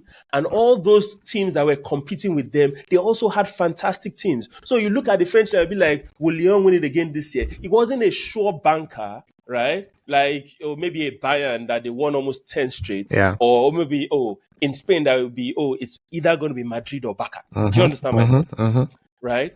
So all I'm saying is, I'm not saying George Weah is not a good player. But when it comes to greatness in the African context, right? And what you have achieved and how critical you were to delivering those achievements, Chelsea wouldn't have won Jack without Didier Drogba. I can say, Chelsea would not have won a league without Didier Drogba. Yeah, but is that fair to say? Can I say, well, the first title they won after the Invincibles, they conceded 15 goals. 15 goals in 38 matches. 95 points. Yeah. I think it's fair to say they're winning that title with anybody at number 9. I think they finished 13 points or 12 points ahead of Arsenal. I get that. Okay. But you not conceding goals doesn't give you points. No, what I'm saying. No, what I'm saying is it helps you, but it doesn't give you. If you don't put the ball in the back of the net. I know, but Yinka, like, that was his first. Thierry Henry.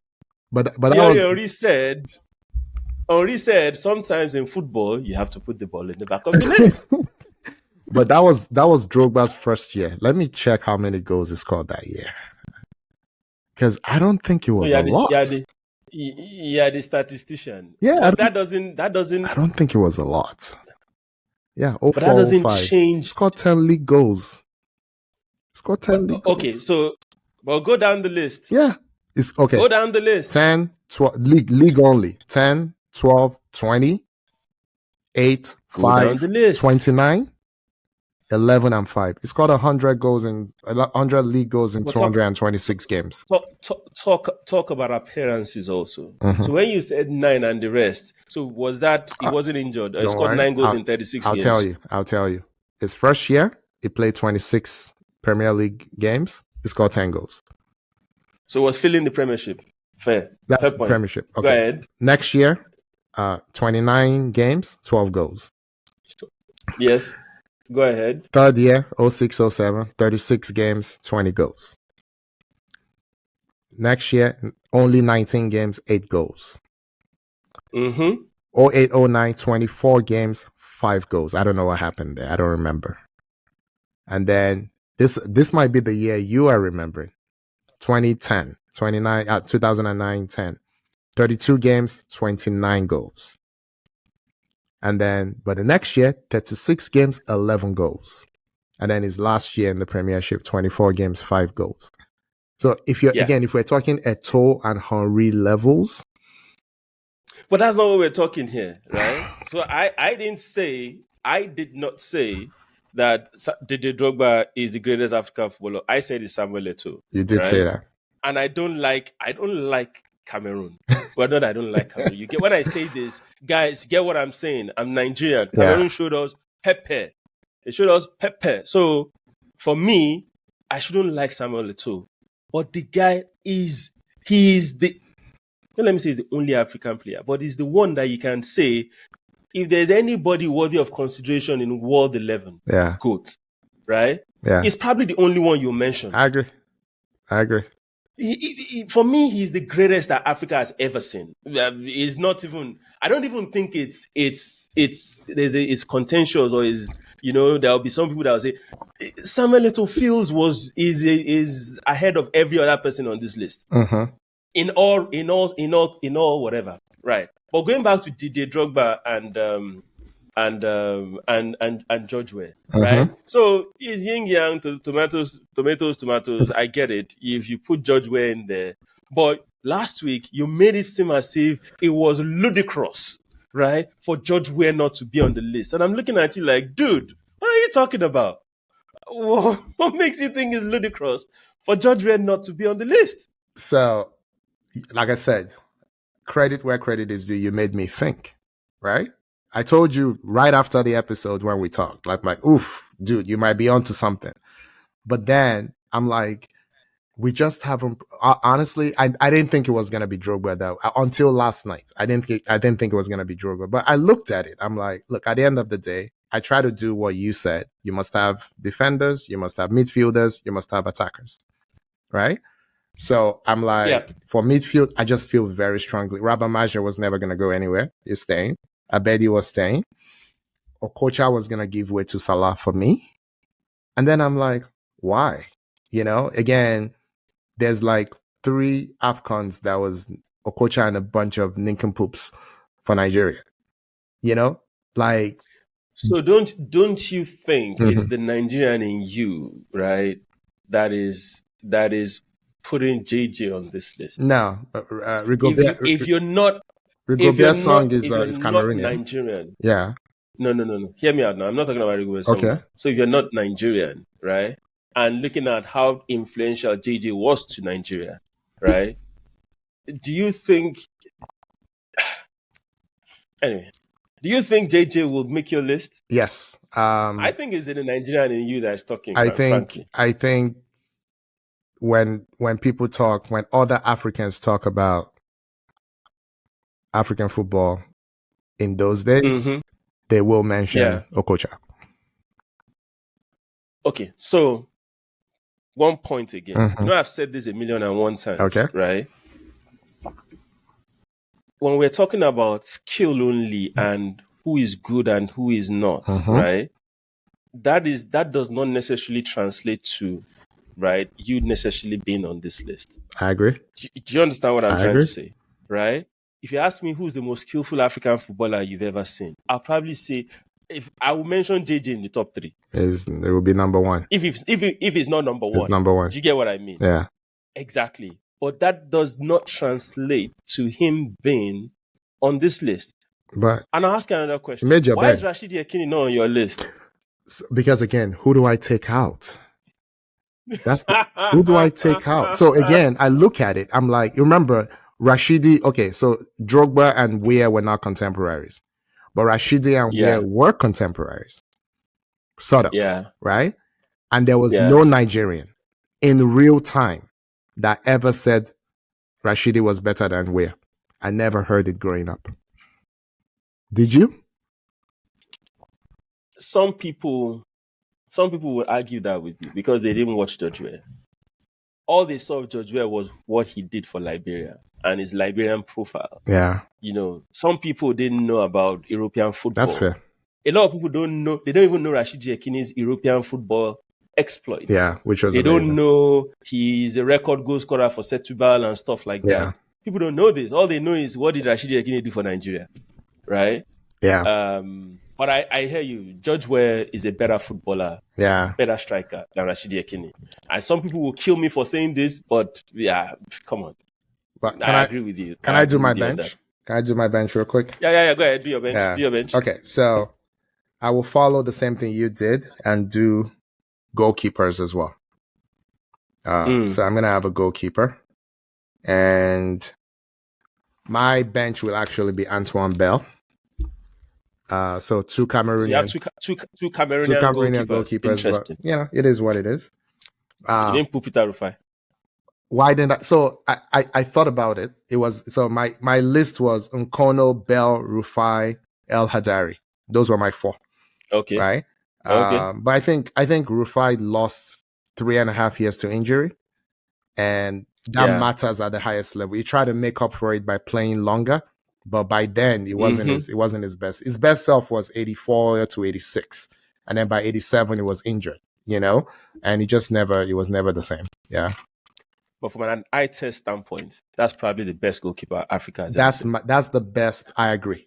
I agree. The 84 to 86 version of Rufai. Peter Rufai was something else. But let's move on. I agree. So you have you could play the ball Bell. too. Yeah, so I'll have Bell. Yeah, he cool. Yeah.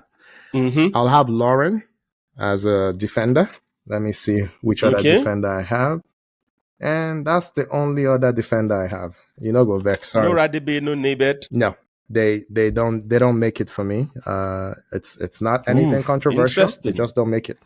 And then I go straight to midfield. I don't. You already think I don't like defenders, so this should not come as a to you. Because I actually I'm trying to do it by position, but I ranked mine by how good they were as players, right? Okay. So for example, my number one here was Roger Milla and then Drogba. Those were those were my players. So, but I'll do it by position. So I'm redoing it. So midfield, I have Kanu. I have Kanu and I have Abutrika here. Yeah, it's tough, man. There's a lot of great players. I had Abutrika too, but my challenge with Abutrika is a local. I can say it's tough for his position, for the position that he played. Eye test. I thought it was. I don't want to sound disrespectful. You're saying it's more solid than spectacular. Is that it? Exactly. Yeah. Exactly. It's tough. It's just like if you have an El Neni playing in the Egyptian league and is dominating. Do you get what I'm saying?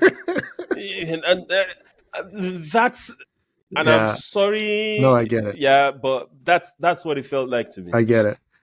All right. So and then my last four, are all attackers. So like I said, I'll go by how good I thought they were. So Roger Milla, it's for me.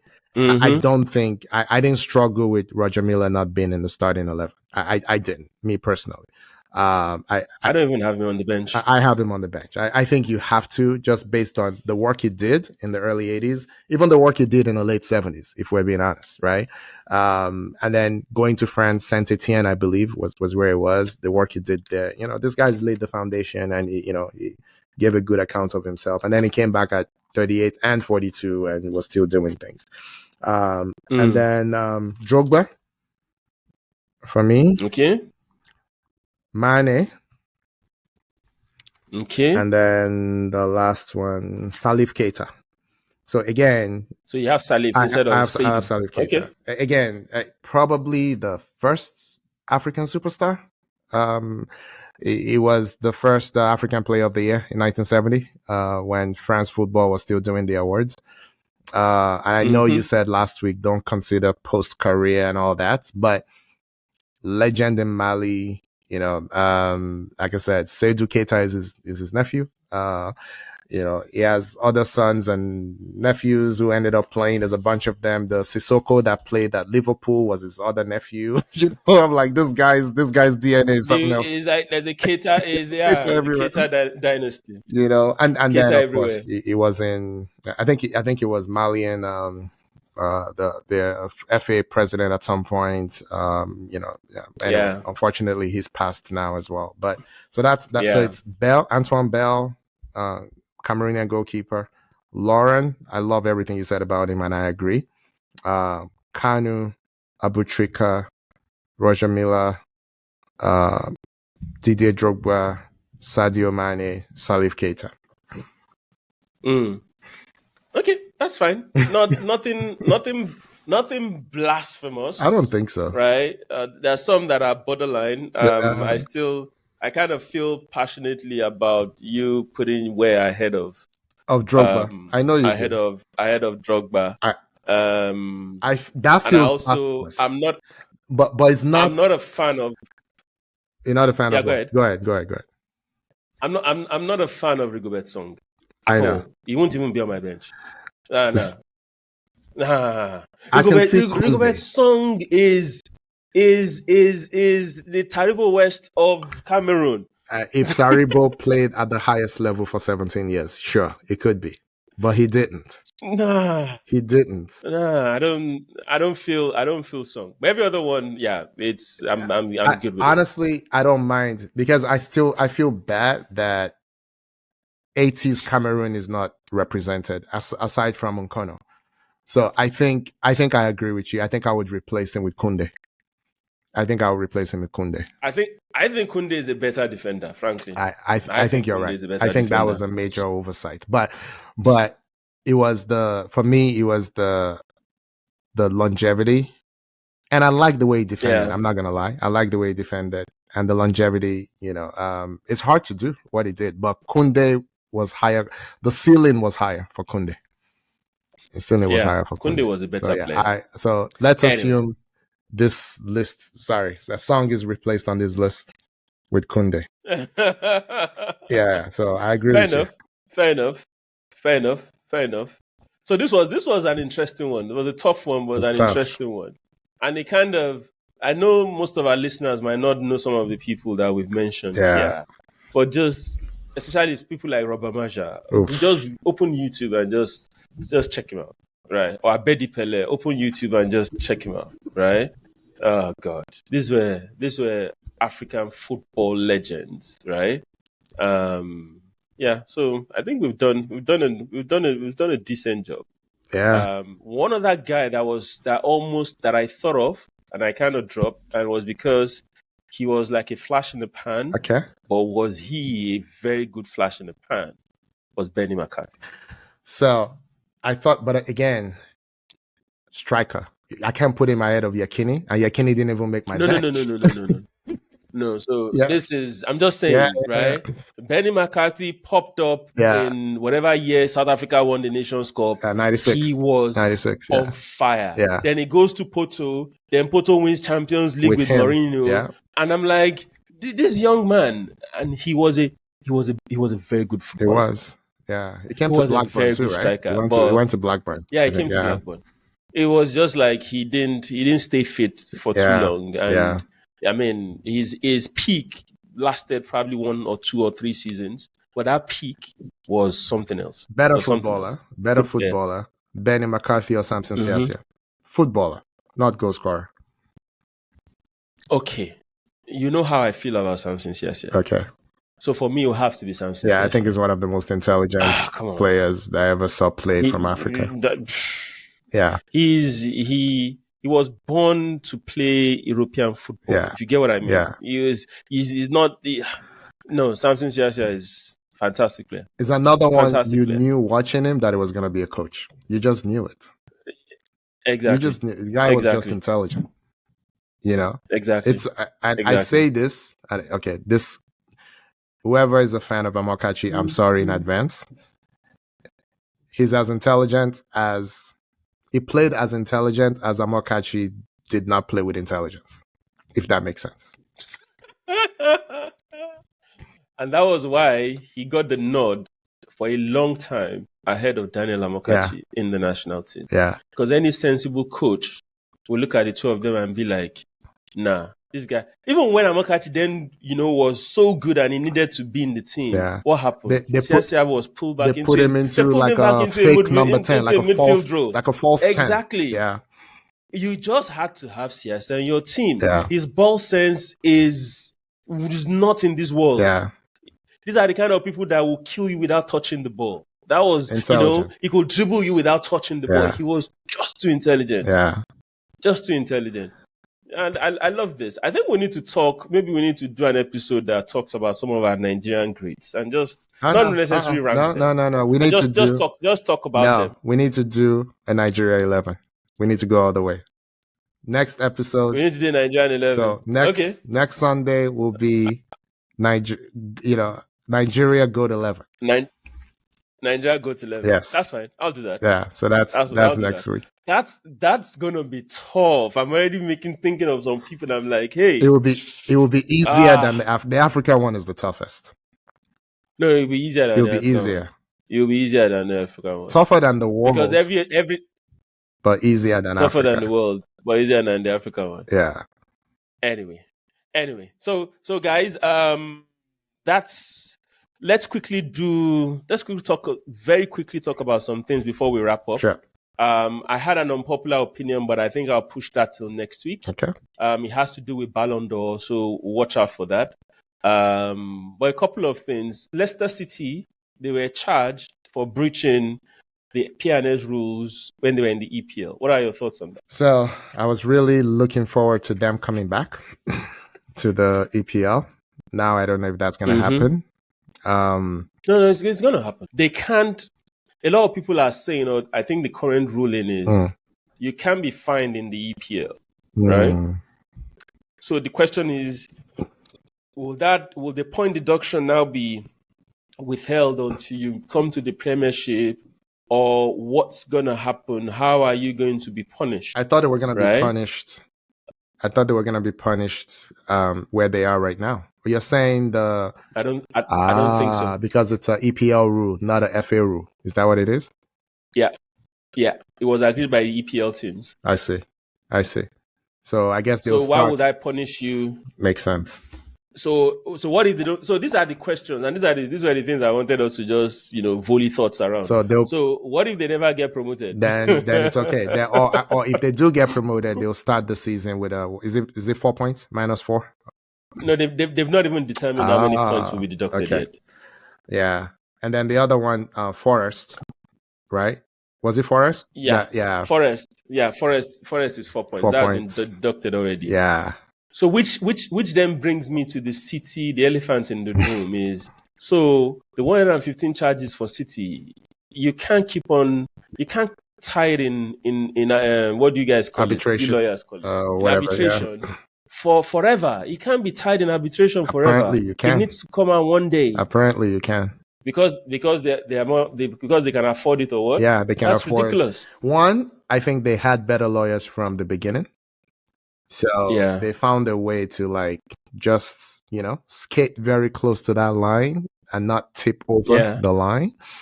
And then they also have better lawyers now after the fact.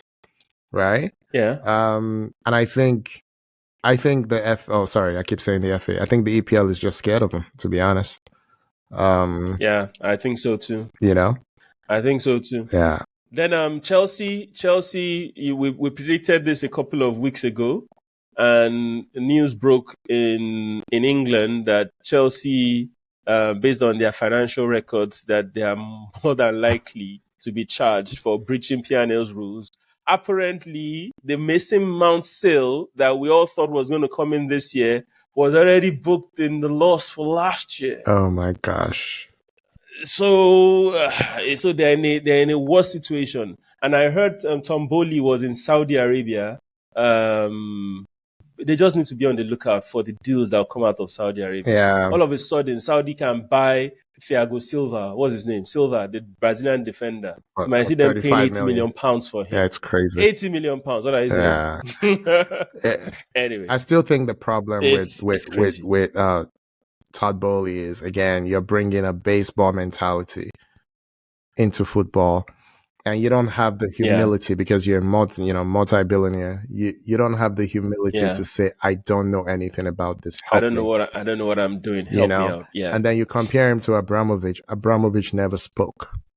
You know, he hired Yep. intelligent people, like you said. He let Mourinho coach. He let Emenalo GM. You know, but then this guy comes in, Bowley comes in and goes, "Oh, we need an All-Star game again." Not the worst idea, but do you even know that there's already a friendly at the beginning of the season before you suggest one in the Absolutely. middle of the season? Do you know that England doesn't have midwinter break before you suggest that they go play? You know what I'm saying?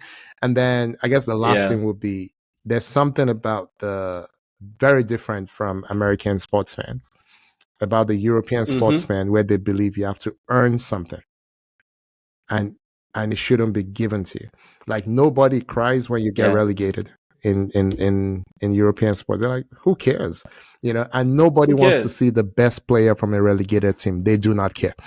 But in the US, Yep. your all-star I game, agree. everybody's represented. You know, it's like, you know, orange slices for everybody. Like, you know, I'm like, so it's just a different cultural thing. You know, I enjoyed the all-star game. You know, when MLS did it, I enjoyed it. So this is not a qualitative argument, not necessarily. It's Yeah. just different. And if you're paying billions to get into a club, maybe you should know the rules of the club before you get in there and start trying to change it. So I think you should. yeah, but anyway, Then the last point I wanted to talk about was the appointment of Luis Boa Morte as the Guinea Bissau manager, and this goes to support the discussion we had a couple of weeks ago yeah, on one of the earlier episodes. Luis Boa Morte, for people that don't know, he played for Arsenal, played for he has a he Fulham, has a yeah. a fantastic footballing career. Mm, Then he joined what's this coach at Fulham. I've forgotten his name now. So he joined his coaching crew yeah. while he was at Everton. Yeah. And while the guy was sacked, Boamote too was asked to go. Right. Then the guy got appointed in Fulham and he got Boamote on board too. So Boamote has been assistant manager for quite a number of years. And he just couldn't break that glass ceiling of Mm, becoming a full-time manager. And he had to settle for. I don't want this to sound as if I'm being disrespectful to I get Guinea it. Bissau, I get it. but I believe that is you settling for that particular position. So, what's your take on that? Yeah. So one that is Marco Silva. Marco Silva is the Marco Portuguese Silva. I was going to say coach. Thiago Silva, and I was like, Yeah, that doesn't sound right. Marco, not Tiago. Yeah, Marco Marco Silva. Silva. Yeah. That I think we both think he can coach a little bit. He's a pretty good coach. Yeah, it's all You right. know, It's all right. some people don't like him because they think he's too ambitious, but I don't think there's any such thing as being too ambitious. I'm a pretty ambitious person If you're myself, so coaching Fulham and Everton, you need to be ambitious. you need to It's be as simple as ambitious. that. Otherwise, why are you doing Oh, it? man, you have to be. Why are Um, you doing it? but everything you say, I totally agree. Again, for let's just be very explicit. For we're talking about the racism in sports segment that we talked about. Luis Boa Morte is, I think, Portuguese, but black player. Yeah. And I don't think he's ever interviewed for a full-time manager role. I've never heard his name, but I see him on the bench all the time. In the In the EPL. no. No. Outside of the EPL, of course, yes, he's been full-time manager in some clubs in Europe. Yeah. But Boa Morte has been? Yeah. Oh, I didn't know that. Yeah. I think he was it in lower the level? no, not in England, in Europe. Oh, okay. Was it I'm trying to remember, is it Maccabi Haifa or something? I did not know that. I can't remember. Yeah, Interesting. before he came on board, before he came to Everton, yeah. Okay, good for him. With, I didn't know Marco that. Silva. Oh, no, I see it. No, he's only Yeah. coached one team, Sintrense. I don't know where that is. Where's Sintrense? Oh, really? Yeah, he's only coached one team. Coaching career. Okay. I thought it was Hi-Fi. I thought it was Maccabi Haifa. Or was he assistant manager at Maccabi Haifa? It may have been. So Fulham Academy, coach Fulham Academy, assistant manager of Sporting. Mm-hmm. Oh, that's good. Well, Sporting B. Mm-hmm. No, it was assistant of Sporting B, the reserve team of Sporting. Yeah, the reserve team. Yeah. And then manager of the U19s of Sporting. This is all in Portugal. Yeah. Scouts at Arsenal. And then Yes, because he played for Arsenal briefly. yeah, Yeah. Sintrense. Where is that? Where is Sintrense? Is Portuguese fourth division. So yeah, But what was he at Maccabi Haifa? I don't see it. I don't see it. Then from there, manager of Portimonense's U23, and then assistant manager of Maccabi Haifa. Yeah, but it was So only it there was assistant manager. I 6 thought he months. was manager. No, it was assistant, and then he came to Everton my bad. with Marco Silva there. Then he came to Everton, and then Fulham. My bad. So he has had a manager job, but still, yeah. But anywho, so what Yinka is saying is, he's now moving to Africa, which I joked about when we had that episode that. Absolutely, that you did. You might be able to, you might be able to get a job in Africa. I love it because again, he's following Seedorf's footsteps. Seedorf went to Cameroon, I think. Right? It was Cameroon. Yeah, two stints with Cameroon. Yeah, Cameroon. Yeah. Chris Houghton with Ghana. Chris Houghton with Ghana. Because I just feel like when you hire, and I don't want to make this racial, but you hire a white coach, what are you hiring? What Yinkana is saying is, for many of our African brethren, they're hiring the color. They're not hiring the expertise because they're hiring white coaches Yinkana have never heard of, and we watch a lot of sports, right? So if it's about expertise, when we did our African 11, we've told you about players that played in Europe 40 years ago. There are legends in Africa that played in Europe in the 70s. So if Europe is the place where everyone has to go play to prove yourself, Africans have been playing in Europe since the 60s, right? So, but we've had a flood of African talent that played in the 70s and the 80s, and then really, really, really, really played in the 90s and 2000s and today. So if it's expertise you're going to Europe for, there are people from your country that have that expertise. Okay. I would argue even more because they actually played at a higher level than these $2 coaches that you're bringing from nowhere, Europe, but nowhere. Our brethren in Africa, they're not hiring for expertise. They're hiring for skin color, which is insane. Right. So when you have someone like Luis Boa Morte, who is Portuguese, I believe he played for Portugal, who just happens to be black. And next time someone says, "Oh, the African players, they're not doing," or the black players, they're not doing their badges. Look at everything they had to do to finally get, a manager's job in Africa. And the only other manager job he got before that was a fourth division. I'm not gonna call Portugal a minor league, but like a mid-range, mid-level league in Europe. It's not top 5. We don't talk about it. And it just illustrates everything we talked about on that episode. And it also tells you that it's not a quality issue. It's not a competence issue, or else he wouldn't be assistant manager at Everton. No. He wouldn't be assistant manager at Fulham. No. Right? It's not a competence issue. It's an opportunity issue. Right? But it is what it is. So Akin, I think that rounds up my worthy mention for the week. Yeah. By the time we do this again next week, we would have had the game between Arsenal and Man City, hopefully. Yeah. And we'll resume back with our usual review and previews of that will now be a review, right? Yeah. Of the week. But we might actually do a watch along for that match itself. Yeah. Yeah, we're trying. Maybe we should try and do that and get a couple of our guys on. No promises, but we'll see what we can. Yeah, I'm gonna be out of town, but I'll see if I can join. Yeah, I might look for substitutes for you. Don't worry. I'll be on a beach somewhere, so I won't be complaining. You can do whatever you want with the podcast.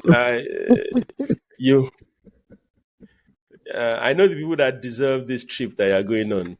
You don't. So, my regards to those people that deserve it. I'm going. I will. I will keep my own counsel and not say too much. But yeah. No, Wala. That's fine. All right, guys. That's our episode for the week. Thank you for listening in. Please do the needful in terms of subscribing and smashing the notification bells across all our social media platforms. And we'll talk to you all next week. Thank you, Inka. Thank you, Bye, everyone. people. We'll see you next Bye. week.